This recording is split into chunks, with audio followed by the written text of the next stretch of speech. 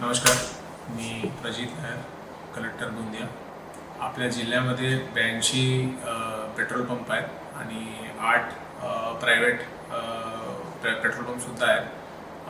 यांच्यामध्ये अजून पुढे जे सकाळचा स्टॉक आहे ते ऑलमोस्ट 7,06,600 लिटर पेट्रोल उपलब्ध आहेत आणि डिझेल आपल्याकडे 9,33,300 लिटर उपलब्ध आहेत.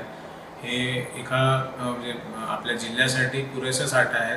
3 दिवस पुरेल इतका साठा उपलब्ध आहे. सध्या लोकांमध्ये थोडा गैरसमज झालेला आहे की पेट्रोल आणि डिझेलचा काय तुटवडा आहे आणि या कारणाने पेट्रोल पंपवर गर्दी करत आहेत.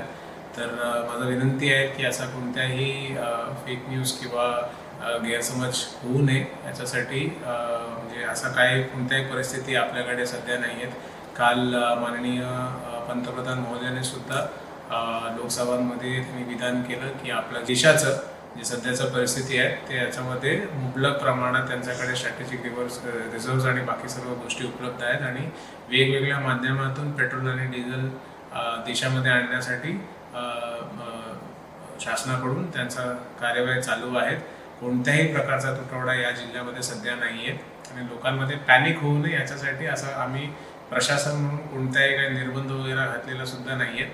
प्रत्येक पेट्रोल पंपला एकाच वेळी स्टॉक येत नाही. ते काही ठिकाणी कुठे कुठे कमतरता आहेत. ते मला वाटते असं एक टेम्पोरल आहे. 2-3 तासामध्ये त्यांचा जसं स्टॉक नागपूर किंवा मुंबईवरून येतात ते भरून सुद्धा जातात आणि प्रशासनमध्ये सुद्धा जितकं ॲम्ब्युलन्स असो किंवा अत्यावश्यक सेवा आहेत त्याच्यासाठीच जे दरवेळी जे असतात 10% त्याच्यासाठी राखीव तितकंच राखीव ठेवलेलं आहे. कोणत्याही फेक न्यूज किंवा गैरसमज लोकांमध्ये कोणीही पसरवू नका.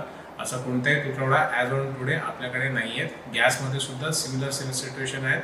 कोणत्याही प्रकारचा तुटवडा डोमेस्टिक कन्झम्पशनसाठी आपल्या जिल्ह्यामध्ये मागच्या इराणमध्ये वॉर चालू झाल्यापासून कोणत्याही प्रकारचा कमर्शियलमध्ये थोडा आपल्याला स्टार्टिंगमध्ये थोडा स्टॉक कमी येत होता, पण डोमेस्टिकसाठी कुठे कमतरता नव्हता. ते सेम सिच्युएशन आजही आहेत. आपल्याकडे मुबलक साठा आपल्याकडे उपलब्ध आहे.